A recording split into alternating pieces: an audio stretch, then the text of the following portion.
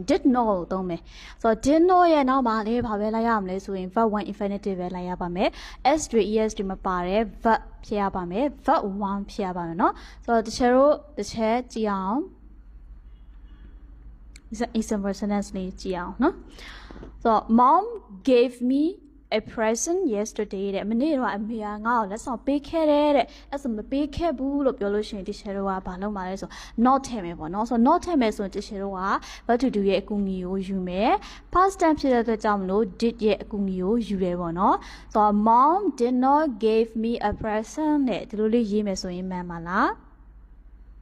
မမှန်ဘူးပေါ့နော်ဆိုတော့ဘာဖြစ်လို့လဲဆိုရင်ဒီမှာ what to ဖြစ်နေတယ်verb 1ပဲလိုက်ရမှာ verb 1ပဲ verb 1ကိုမှ verb infinitive ပဲလိုက်ရမှာပေါ့နော်အဲဆိုရင်ဒီလိုမျိုးပြန်ဖြစ်ရပါမယ် mom did not give me a present ဆိုပြီးတော့မှအဲ့လိုလေးဖြစ်ရပါမယ်ဒါဆိုရှင်မှန်သွားပါပြီ